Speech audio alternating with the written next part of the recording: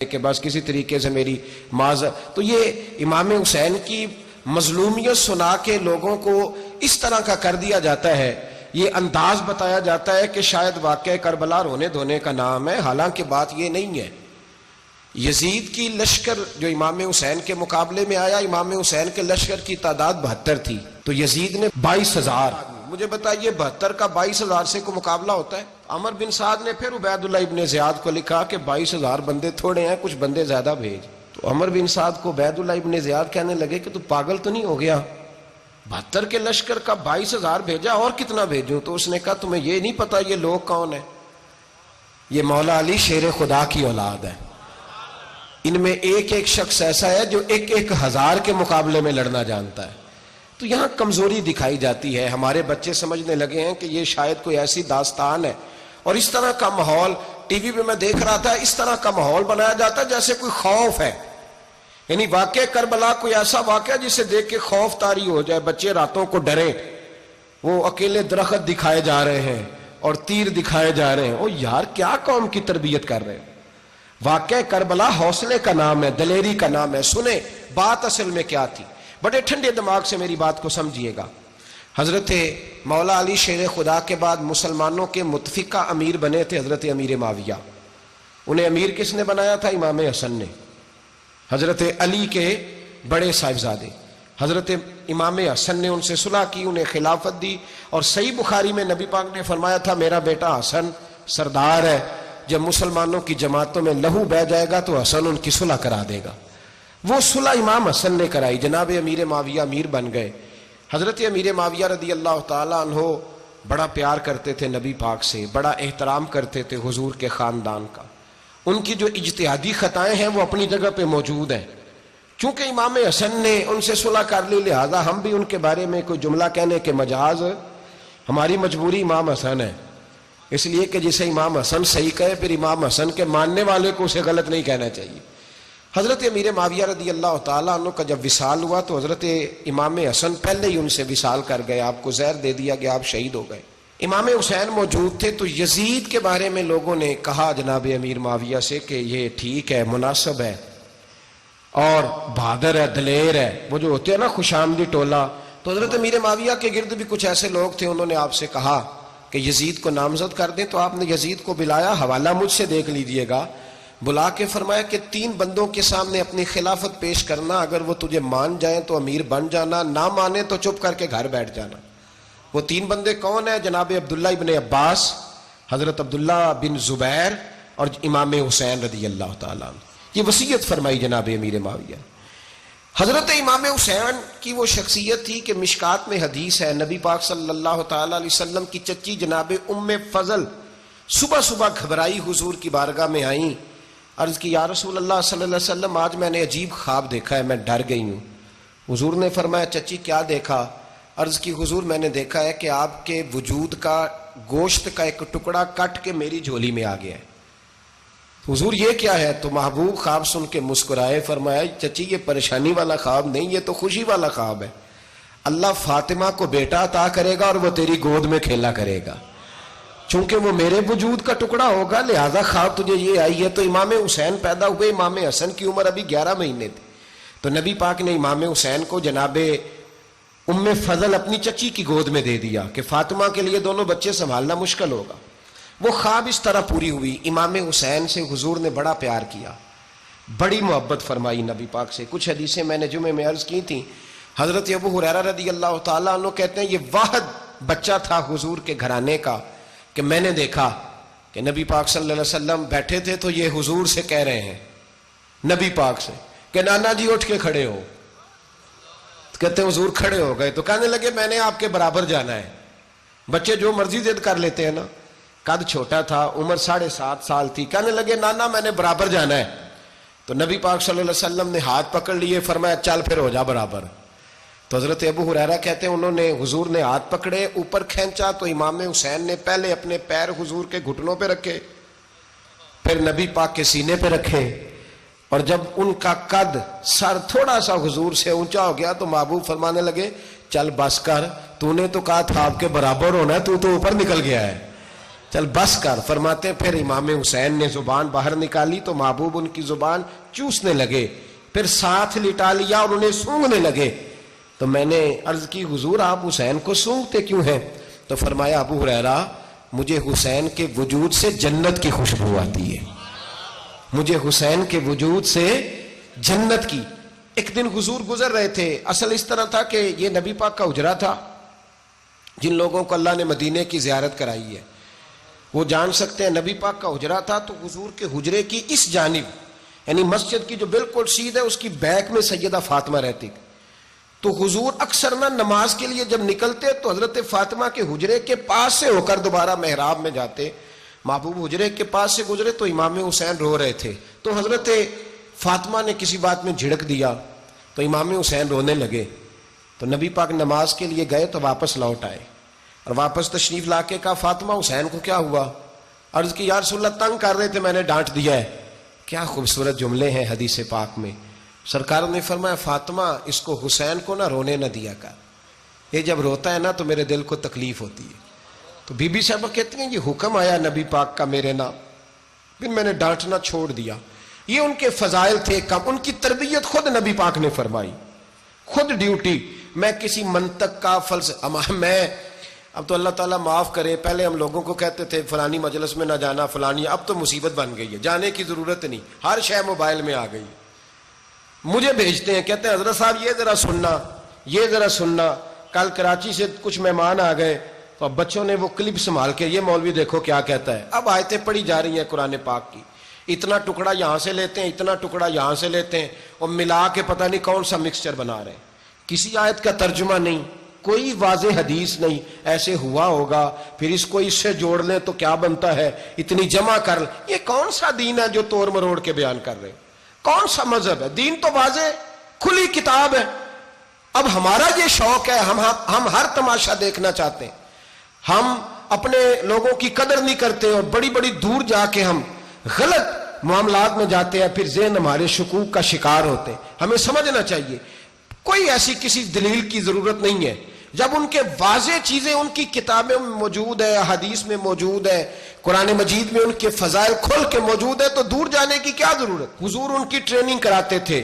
پہلی بات تو یہ ہے کہ نبی پاک نے دعا مانگی تھی, یا اللہ میرے گھر والوں کو زیادہ روزی نہ دینا, انہیں ایک وقت روٹی دینا, ایک وقت کی بھوک دینا.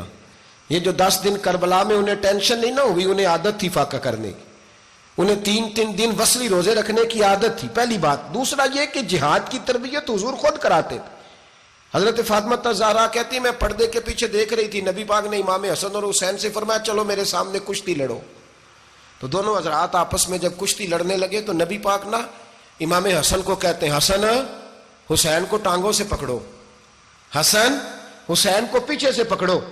جب نبی پاک بار بار امام حسن کو بتا رہے تھے تو سیدہ پیچھے سے بول پڑی, کہنے لگی یا رسول اللہ آپ چھوٹے کو بتائیں, آپ بڑے کو بتا رہے ہیں. بڑا تو پہلے 11 مہینے بڑا ہے, تو آپ چھوٹے کو بتائیں بڑے کو بتا رہے.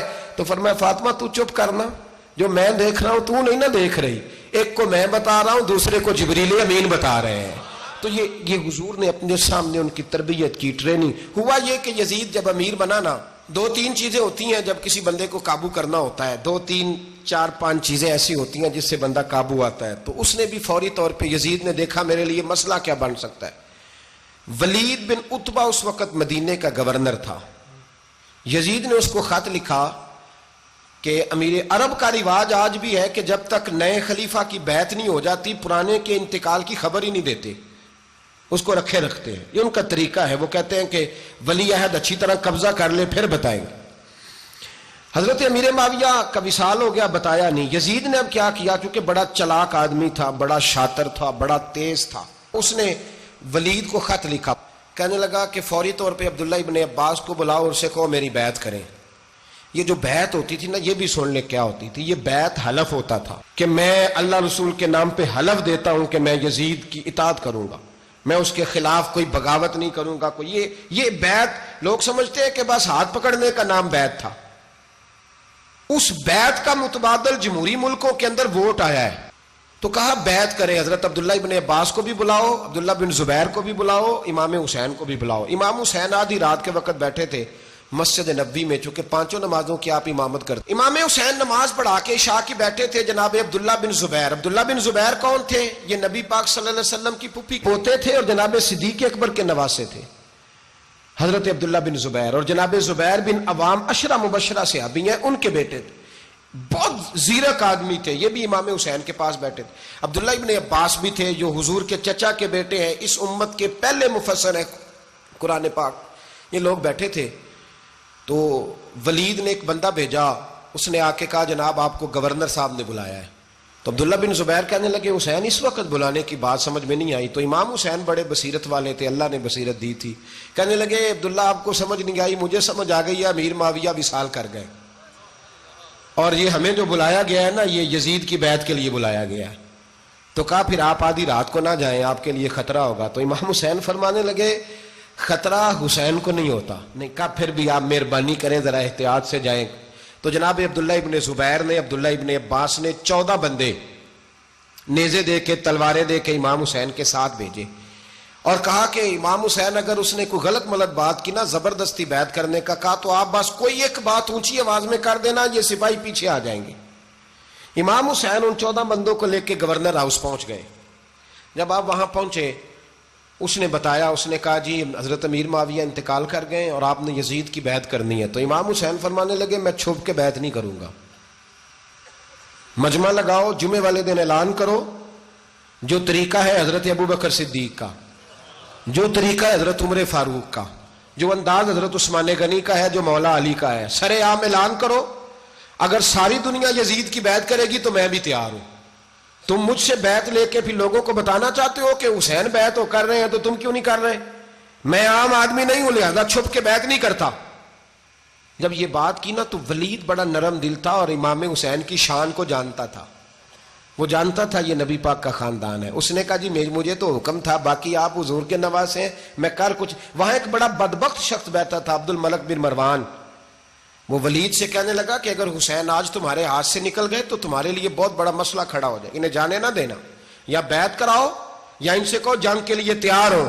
تو امام حسین رضی اللہ تعالیٰ عنہ کے کانوں میں آواز گئی تو فرمانے لگے ابن مرجانہ اگر تیرے اندر جرت ہے تو آ سامنے حسین کے، اس کے کانوں میں باتیں نہ کر، کانا پھوسی نہ کر، باہر آ میدان میں، شرارت نہ کر، باہر آ، میں تمہیں ابھی بتاتا ہوں کہ حسین سے مقابلہ کرنے کا انجام کیا ہے.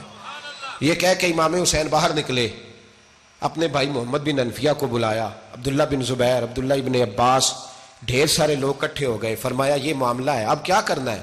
تو وہ کہنے لگے حضور وقت ابھی مناسب نہیں ہے، آپ اس طرح کریں یہاں رکے، ہم مکے سے، عراق سے، کوفے سے لوگوں کو بلاتے ہیں، یہاں ایک بڑی مجلس مشاورت قائم کرتے ہیں. امام حسین فرمانے لگے اگر تم مشاورت قائم کرو گے تو ولید اور عبد الملک بن مروان وہ تو جنگ کرنے کو تیار ہے، اور نبی پاک نے فرمایا ایک مینڈا ہوگا جس کی وجہ سے مدینے کی گلیوں میں لہو بہے گا. فرمانے لگے میں وہ بکرا، وہ مینڈا نہیں بننا چاہتا. کہا پھر آپ کیا کریں گے؟ تو امام حسین رو پڑے، فرمانے لگے میں مدینہ چھوڑ جاؤں گا لیکن مدینے کی حرمت پامال نہیں ہونے دوں گا. امام علی مقام آدھی رات کے وقت نکلے. سیدہ فاطمہ کا دروازہ ایک اس دن تھا جس دن حضرت مولا علی کوفے چلے گئے تھے، اور دوبارہ آج تالا لگا جب امام حسین نکلے. آپ جنت البقیع کے پیچھے کھڑے ہو کے حضور کا روضہ دیکھنے لگے. اس وقت گنبد تو نہیں ہوتا تھا، روضہ دیکھنے لگے. نانا تیرے کرم کے خزینے کی خیر ہو، میں جا رہا ہوں تیرے مدینے کی خیر ہو. سارا خاندان لے گئے، مکے تشریف لے گئے. حج کے ایام قریب آنے والے تھے. امام حسین نے وہاں لوگوں سے باتیں کی. جب امام حسین وہاں پہنچے تو کوفے سے خط آنے لگے. کوفہ حضرت علی کا دارالخلافہ تھا، وہاں آپ کے محبین، پیار کرنے والے ڈھیروں تھے. انہیں خط لکھے کہ حضور آپ چپ کر کے بیٹھے ہوئے ہیں اور ہمارے اوپر یزید مسلط ہو گیا ہے. آپ اگر میدان میں نہیں نکلیں گے، آپ نہیں آئیں گے تو ہم اللہ کی بارگاہ میں شکوہ کریں گے کہ کوئی ہماری کمان کرنے کو تیار ہی نہیں ہوا.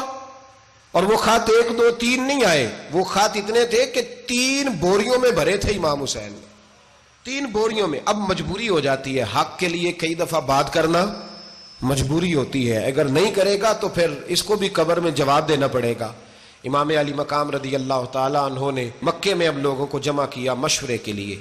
ہر بندے نے کہا حضور وہ بلا تو رہے ہیں پر اپنے وعدوں کے پکے. کہا حضور وہ پکے نہیں، آپ نہ جائیں. ہر بندے نے کہا حالات ٹھیک نہیں, حالات گراؤنڈ ریالٹی صحیح نہیں. یہی مشورہ آج بھی ہر بندہ دیتا ہے, ابھی حالات نہیں. اتنے خراب حالات کبھی نہیں ہوئے تھے جتنے امام حسین کے دور میں تھے. لیکن فرمایا میں دین کے خلاف غلط حکمران کو مسلط ہونے کی اجازت, بول کے بتائیے, بول کے, غلط حکمران کو مسلط ہونے کی اجازت, مزاحمت کروں گا, مخالفت کروں گا. امام کہنے لگے کوئی بات نہیں, وہ میرے ساتھ چلے نہ چلے لیکن میں کوفے جاؤں گا. وہ لوگ میرے ساتھ کھڑا ہونے کو تیار ہے تو وہ جھوٹ ہے یا سچ ہے, پر میں چلوں گا. جب امام علی مقام نے اصرار فرمایا تو جو آپ کے قریبی صحابہ کرام کی اولادیں تھی ساری, یہ بھی اب بیماری ہے. کچھ لوگ کہتے ہیں جی صحابہ نہیں ساتھ چلے, تو میں کہتا ہوں اہل بیت نبوت کے تو کل افراد 21 تھے, تو 72 میں باقی اولادیں کس کی تھیں؟ وہ ساری صحابہ کی اولادیں تھیں. وہ سارے, پتہ نہیں کیوں اس طرح کا فلسفہ بیان کیا جاتا ہے جس میں حالات خراب ہو. حضرت سیدنا امام علی مقام کو جب بہت زیادہ کہا گیا نا, تو امام حسین رضی اللہ تعالیٰ انہوں نے فرمایا چلو میں ایک کام کرتا ہوں, مسلم بن عقیل کو بھیجتا ہوں. حضرت علی کے بھتیجے ہیں, امام حسین رضی اللہ تعالیٰ عنہ کے چچا کے بیٹے ہیں, حضرت عقیل کے صاحبزادے مسلم بن عقیل. بڑے سمجھدار آدمی تھے, معاملہ فہم تھے, بڑے جری تھے. اتنا زبردست مشورہ کم لوگ دیتے ہیں جتنا حضرت مسلم بن عقیل دیتے تھے. ان کو بھیجا گیا کوفے. اب اس میں بڑی تفصیل ہے, وہ اپنے 2 بچے بھی لے گئے. جب وہ کوفے پہنچے نا, تو کوفے پر جناب نعمان بن بشیر کی حکومت تھی. آپ گورنر تھے اور اہل بیت سے بڑی عقیدت رکھنے والے, نرم رویہ. عبید اللہ ابن زیاد کوفے کا گورنر نہیں تھا, یہ کسی اور علاقے کا تھا. جب آپ وہاں پہنچے تو نعمان بن بشیر نے دیکھا کہ حضرت مسلم بن عقیل آئے ہیں, تو لوگ دوڑے ان کی بیعت کرنے, بھاگے. اتنے لوگ جمع ہوئے کہ ایک دن میں 17,000 آدمی نے بیعت کر لی. کتنے بندے جی؟ 17,000 آدمی ایک دن آیا. اب وہ جو امام مسلم بن عقیل کے وہاں نعرے لگانے والے تھے, کہنے لگے حضور یہ پہلے دن کی کارکردگی ہے, 2-4 دن میں دیکھیے کیا ہوتا ہے. 2-4 دن میں کیا ہوا, 40,000 آدمی نے بیعت کر لی. اب وہ 40,000 بندہ تیار ہو گیا. ادھر سے جو یزید کے وفادار تھے انہوں نے خط لکھا یزید کو کہ تو نے بڑا نرم آدمی گورنر بنایا ہے اور 40,000 بندہ چلا گیا حسین کی طرف. اگر ایک دن مسلم بن عقیل اور رہے تو جو تمہارا گورنر بیٹھے ہیں نا جناب نعمان بن بشیر, ان کو گورنر ہاؤس سے نکال کے مسلم بن عقیل قبضہ کر لیں گے. تو چپ کر کے بیٹھا ہے. یزید بڑا تیز تھا, اس نے ایک آدمی گھوڑے پہ دوڑایا. عبید اللہ ابن زیاد ایک اور علاقے کا گورنر تھا, پر بڑا ظالم سا بدماش تھا, بڑا سخت گیر آدمی تھا. اس کو کہا کہ تو پہلے ایک صوبے کا گورنر ہے, جا تجھے دوسرا صوبہ بھی دیا. اس طرح کار فوری طور پہ کوفے پہنچ اور جا کے مسلم بن عقیل کو گرفتار کر, جو آدمی ان کا ساتھ پھر بھی دے اسے قتل کر دے. اس نے کیا کیا, وہ آدھی رات کو آیا, منہ چھپایا, جبہ پہنا, لوگ سمجھے امام حسین آ گئے. بہت سارے لوگوں نے اس کے نعرے بھی لگائے. وہ چپکے سے داخل ہوا اندر, اور چپکے سے داخل ہو کے اس نے سب سے پہلا کام یہ کیا کہ نعمان بن بشیر رضی اللہ عنہ کو معزول کیا, کوفے کے گورنر ہاؤس پہ قبضہ کیا. پھر اس نے اسی وقت سوئے ہوئے سرکردہ لوگ, جس طرح ایک گاؤں کا چودھری دوسرے کا محلے میں قبیلوں کے جو لوگ تھے چودھریوں کو بلایا, کچھ کو سزائیں دیں, کچھ کو سخت کہا, کچھ کو ان کے عیب گنوائے کہ وہ تمہارا فلانا مسئلہ پھر خراب کر دوں گا, بلیک میل کیا.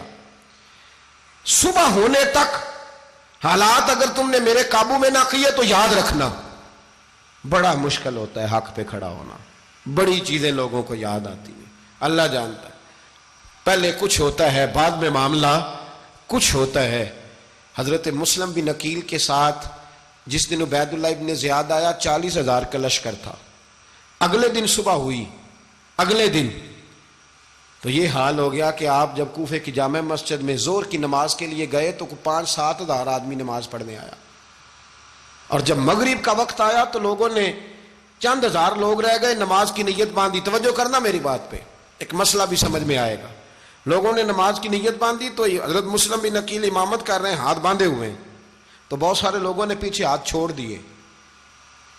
ایک بندے نے دوسرے سے پوچھا وہ ہاتھ کیوں نہیں باندھتے؟ کہنے لگے اگر عبید اللہ ابن زیاد کے کسی بندے نے دیکھ لیا نا تو ہم اسے کہیں گے ہم تو نماز پڑھ ہی نہیں رہے تھے, ویسے ہی کھڑے تھے, ہاتھ ہی نہیں باندھے سرے سے. جب نماز کی امامت باندھی تو 10-11 صفیں تھیں. جب مسلم بن عقیل رضی اللہ تعالیٰ عنہ نے سلام پھیرا تو پیچھے بندہ ہی کوئی نہیں تھا. حضرت مسلم بن عقیل کو گرفتار کیا گیا. عرب کا رواج تھا دشمن کو سخت سزا دیں تاکہ باعث عبرت بنے. بہت اونچا مینار تھا کوفے کا، گورنر ہاؤس کا، اوپر لے جا کے جناب مسلم بن عقیل کو زمین پہ گرایا گیا. اور جب وہ شہید ہو گئے تو شہید ہونے سے ایک رات پہلے وہ خط لکھ چکے تھے امام حسین کو کہ آپ آ جائیں، حالات بڑے اچھے ہیں. خط ملا تو امام حسین مکے سے کوفے کی جانب چل پڑے. امام علی مقام رضی اللہ تعالیٰ عنہ جب چل پڑے تشریف لا رہے تھے تو رستے میں فرزق شاعر ملا، بڑا محب اہل بیت تھا. رستے میں ملاقات ہوئی. اللہ اکبر. حضرت مسلم بن عقیل جب گرایا شہید ہو گئے تو پھر اس نے اس طرح کیا کہ آپ کی لاش کو لٹکا دیا چوک میں. لوگ دیکھتے تھے تو عورتیں بچوں کہتی تھی تو نے باہر نہیں نکلنا، ہم نے نہیں امام حسین کے ساتھ چلنا، بس بڑا خوف ہے، کوئی بندہ نہ باہر نکلے، کوئی نہیں ضرورت ہمیں، حالات بہتر ہوگی تو دیکھی جائے گی. آج کتنے لوگ ہیں، کتنی دیگیں پکی، کتنی نیازیں بٹی، کیا کچھ ہوا. آپ ناراض نہ ہونا، میں آپ میں سے ہوں، آپ مجھ سے ہیں، یہ بات آپ کی نہیں میری سب کی ہے. آج بھی اگر امام حسین کے نام پہ جان دینے کی باری آئے گی تو دیگیں ہی رہ جائیں گی. ناراض تو نہیں ہو گئے آپ لوگ؟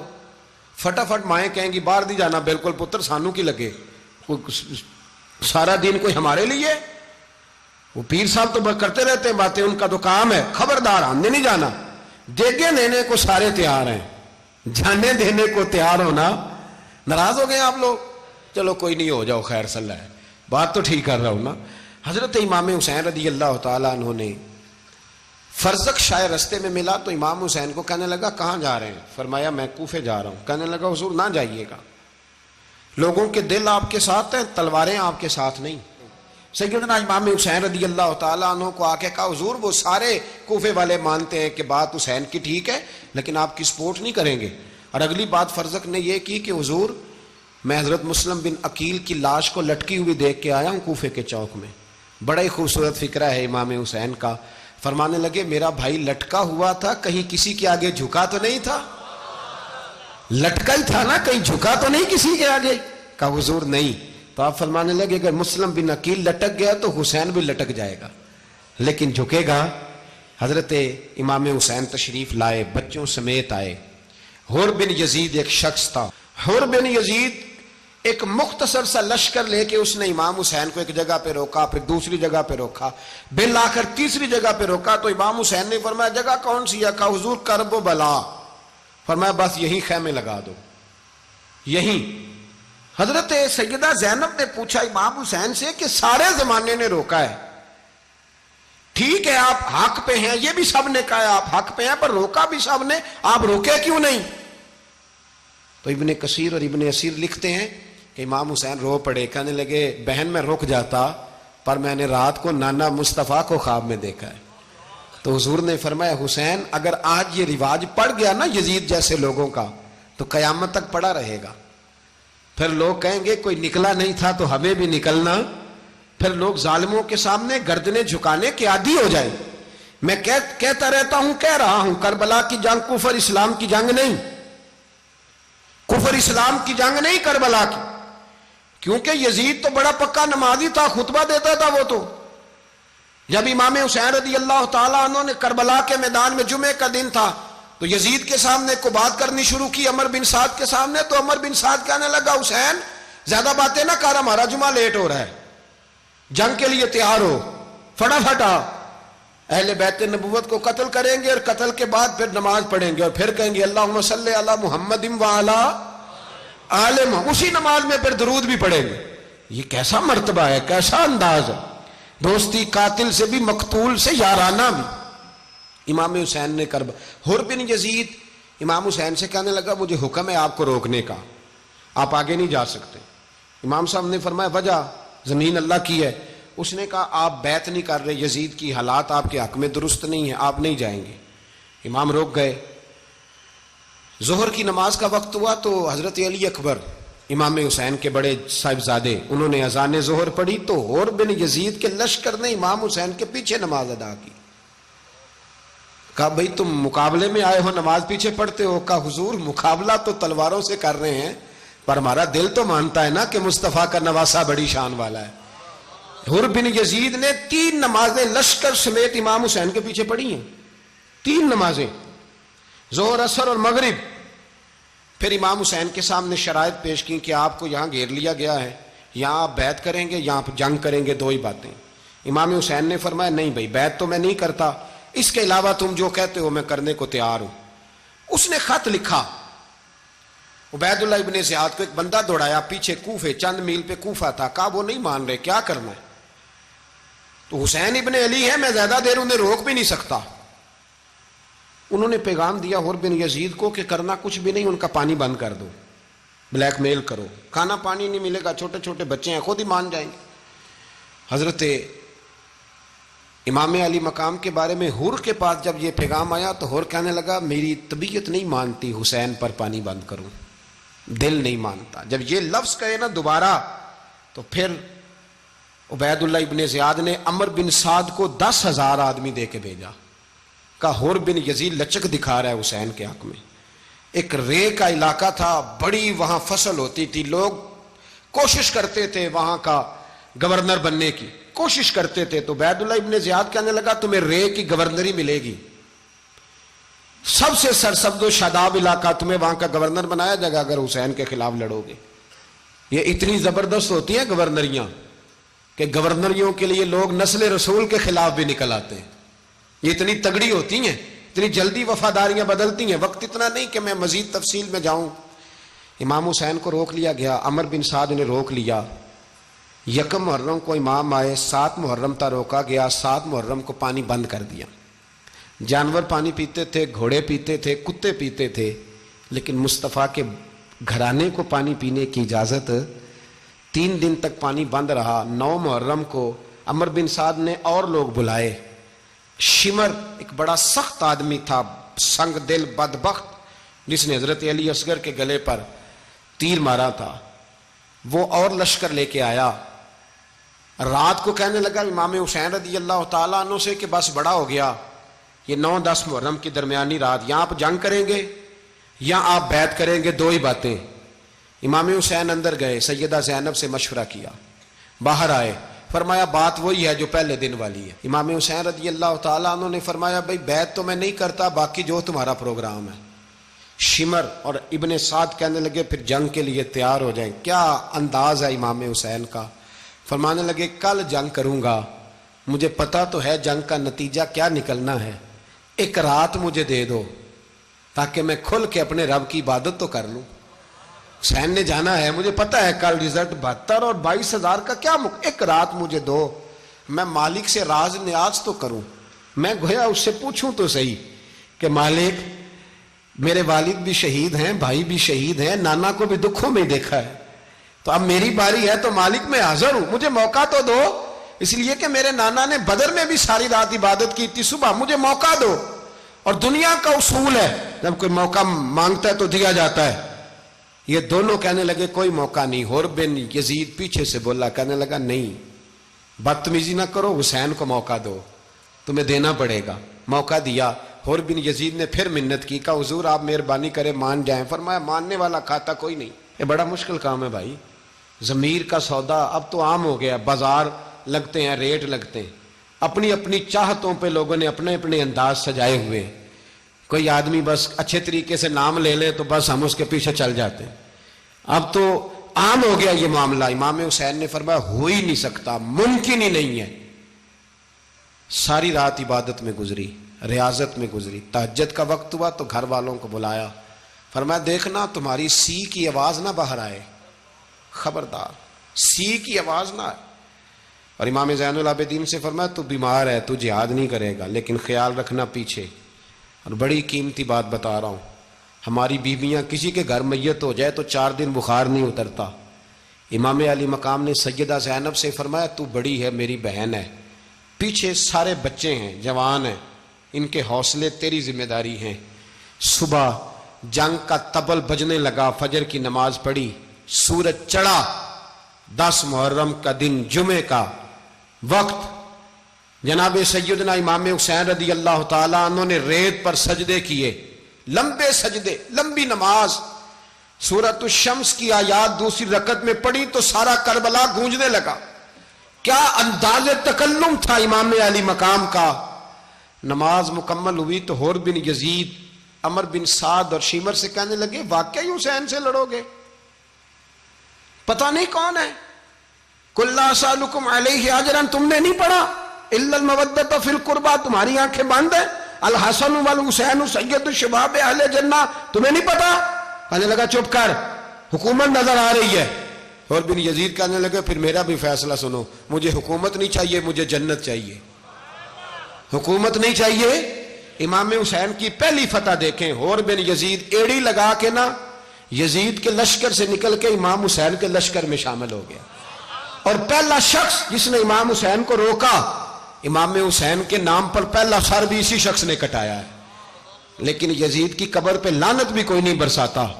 اس کا محل تھا بہت بڑا، لیکن جب لوگ کربلا میں امام حسین کو سلام کرنے جاتے ہیں تو قدموں میں حور بن یزید کا مزار بھی بنا ہوا ہے، اس کو بھی سلامی دی جاتی ہے. اور اب ہم اکیلا حور بن یزید نہیں کہتے، ہم کہتے ہیں حور بن یزید رضی اللہ تعالی.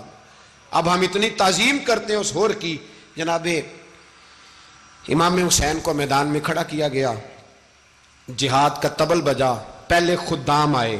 اور سن لو آج وہ پتہ نہیں بازاری سے لوگ چڑھ گئے ہیں سٹیجوں پہ، بازاری سے، نہ چہرے پہ داڑھی ہے نہ سر پہ کوئی کپڑا ہے، بازاری لوگ ہیں، بھاگ رہے ہیں، بازو چڑھائے ہوئے ہیں، بٹن کھولے ہوئے ہیں، تماشا بنا دیا. سننے والوں کا بھی اللہ ہی حافظ ہے. وہ سٹیج پہ یہ اہل بیت کی شان بیان کرتا ہے، بھاگ کے ادھر جاتا ہے. بھائی یہ کوئی طریقہ ہے؟ سننے والوں کا بھی عجیب انداز ہے، ہر بندے کو سننے بیٹھ جاتے ہیں. دین مہذب ہے، تہذیب والا ہے، دلائل رکھتا ہے، دین وقار رکھتا ہے. ایسے لوگ اب دین بیان کریں گے؟ حضرت سیدنا امام حسین رضی اللہ تعالیٰ عنہ صبح جب جہاد کا وقت آیا، پتہ ہے کون کون تھے کربلا میں؟ امام حسین کے ساتھ امام حسین کے 4 بھائی تھے کربلا میں. کتنے؟ بول کے بتائیں. حضرت علی کے 4 بیٹے، عباس بن علی جن کو حضرت عباس کہا جاتا ہے نا، علمدار، یہ حضرت علی کی دوسری زوجہ میں سے. عباس بن علی بھی تھے اور ابو بکر بن علی بھی تھے، عمر بن علی بھی تھے، عثمان بن، یہ حضرت علی کے بچوں کے نام ہیں. یہ آپ کے شہزادے امام حسین کے ساتھ شہید ہوئے. ان کا نام صرف اس لیے نہیں لیا جاتا کہ ان کا نام خلفائے ثلاثہ کے نام پہ، حضرت علی نے اپنے یاروں کے نام پہ رکھا ہے تو تم نے کربلا کے میدان سے خارج کر دیا. یہ تینوں شہزادے حضرت جناب سیدنا امام حسین کے ساتھ تھے، یہ بھی شہید ہوئے. حضرت جناب زینب امام حسین کی سگی بہن ہے،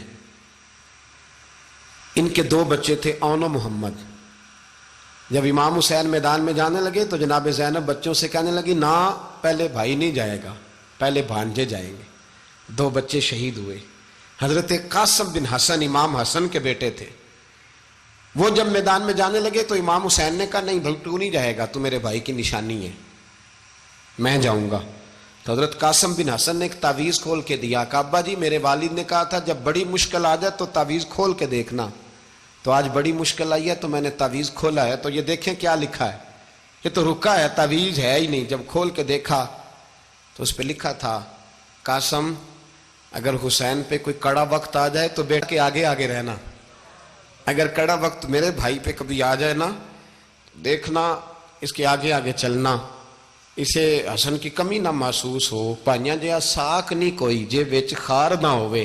سیدنا امام حسین پہلی دفعہ کربلا میں اس وقت روئے جب یہ رکا. آپ نے دیکھا تو فرمایا ٹھیک ہے، اگر حسن کی یہ وصیت ہے تو میں نے زندگی میں اگر ان کی ہر بات مانی ہے اب بھی مانوں گا، تمہیں اجازت ہے. جناب قاسم بن حسن 16 سال کا جوان جب میدان میں نکلے تو ہائے ہائے پتہ نہیں کہاں سے آ گئی ہے. امام قاسم بن حسن جب میدان میں نکلے تو تبری سے لے کر علامہ ابو الاسناد صاحب سب کو پڑھ کے تو دیکھو. 3 دن کی پیاس ہے، شدید آزمائش ہے، دکھ ہے، تکلیفیں ہیں، پھر بھی پہلی دفعہ جب میدان میں گئے ہیں واپس آئے ہیں 19 لوگوں کو قتل کر کے واپس آئے. سناؤ قصہ خیبر کو تمامی اپنے بچوں کو. علی کی داستان سن کے دلوں سے ڈر نکلتا ہے. علی کی داستان سن کے دلوں سے، یہ جو بچے ڈر رہے ہیں نا وہ چمگادڑ آ گئی، کاکروچ آ گیا، یہ خوف نکل جائے گا اگر حضرت قاسم بن حسن کی بات سنیں گے. درجنوں لوگ آپ نے قتل کیے. ایک دفعہ آئے, کہا چاچا یزید کا لشکر تو بڑا بزدل ہے, اگر چند قطرے پانی میرے حلق سے گزرے تو میں سارے کاٹ کے لے آؤں گا آپ کے پاس, چند قطرے. لیکن تھوڑی دیر گزری, عمر بن سعد کہنے لگا اکیلے اکیلے جاؤ گے تو علی کا پوتا ہے, یہ سب کو مار دے گا, کٹھے جاؤ. چاروں جانب سے تیر برسے, ایک تیر لگا آ کے گردن کے پیچھے, بس جناب سیدنا قاسم بن حسن گھوڑے سے نیچے گرے. تو جناب زینب حوصلہ کر کے آنسو سمیٹ کے کہنے لگی میں دیکھ رہی ہوں پردے کے پیچھے سے حسین میرے بھائی کا بیٹا گر گیا ہے, جا اسے اٹھا کے لا. حضرت امام حسین ان کو اٹھا کے لائے. تو امام حسین نے سینے سے لگایا ہوا تھا تو ان کے پیر, ان کا قد لگتا تھا امام حسین سے زیادہ ہے. اٹھا کے لایا, لٹا دیا گیا. امام حسین کے اپنے بڑے بیٹے میدان میں نکلنے کو, علی اکبر نام ہے. جب جن لوگوں نے حضور کو نہیں دیکھا تھا وہ جب کہتے نا ہم نے نبی پاک کا دیدار نہیں کیا تو بتاؤ کس طرح کے تھے, تو بتایا جاتا تھا کہ جناب علی اکبر کا دیدار کرو, ہم شبیہ مصطفیٰ.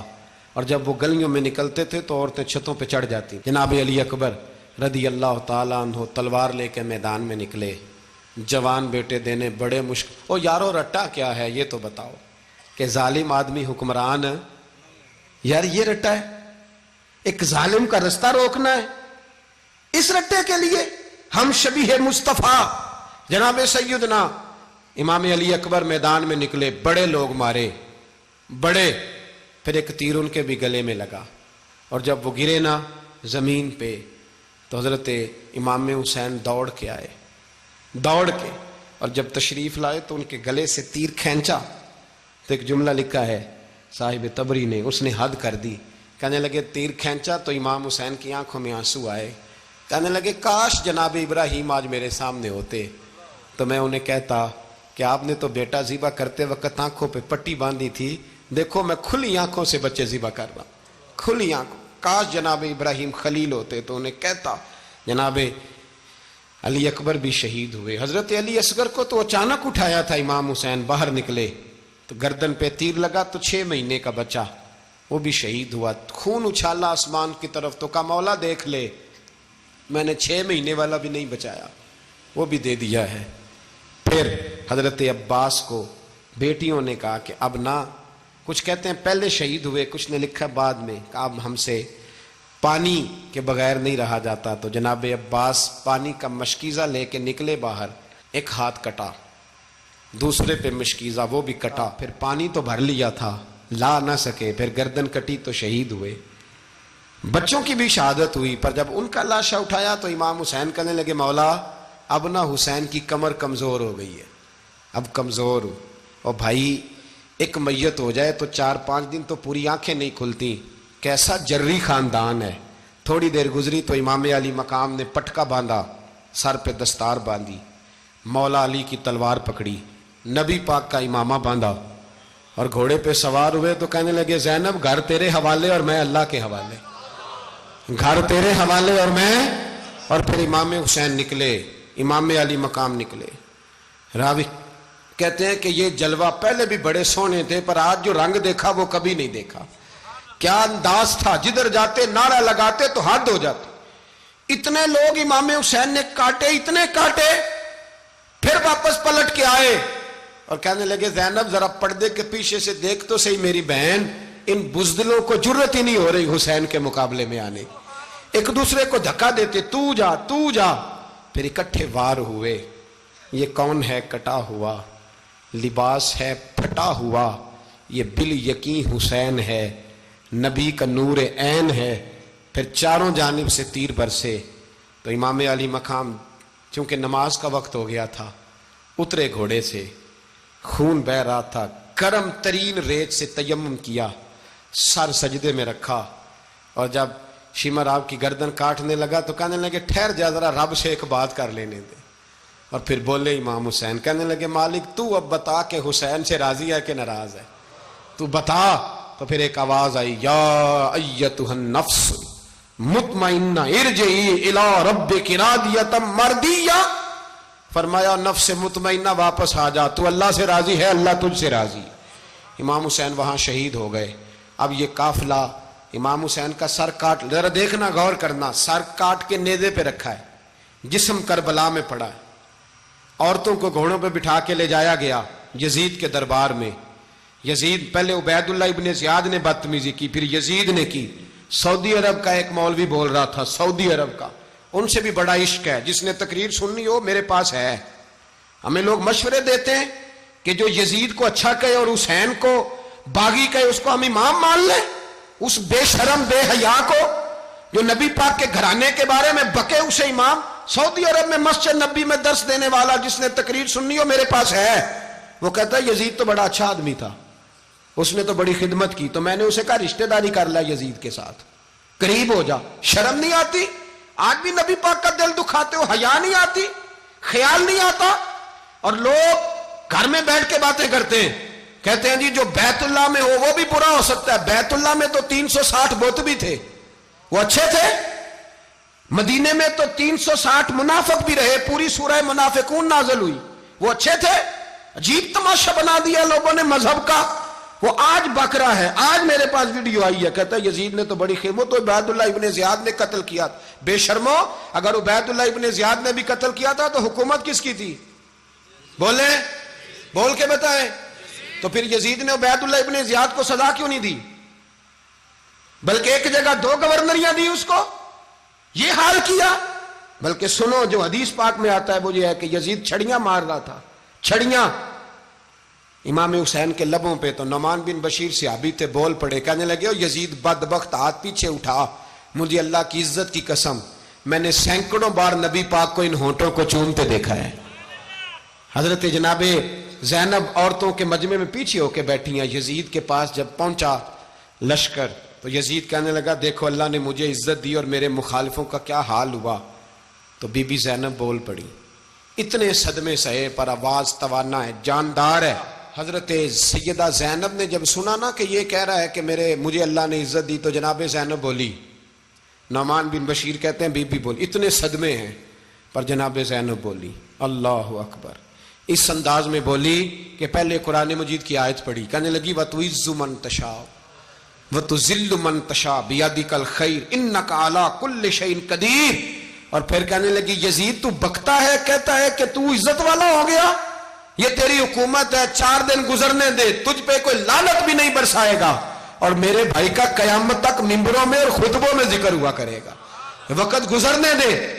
جب جناب بی بی زینب بول رہی تھی تو حضور کے ایک نابینا صحابی پاس بیٹھے تھے، جناب نعمان بن بشیر کا ہاتھ ہلایا، ہلا کے کہنے لگے کیا علی آ گئے؟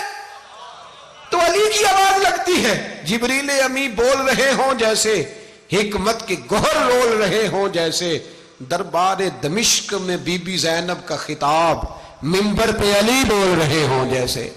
میرے بھائی بس کربلا والا قافلہ تو مدینے پہنچ گیا، 3 سال یزید نے حکومت کی، شرابیں عام ہو گئیں، مکے پہ حملہ ہوا، خانہ کعبہ کا غلاف جلا، مدینے پہ اس نے حملہ کیا۔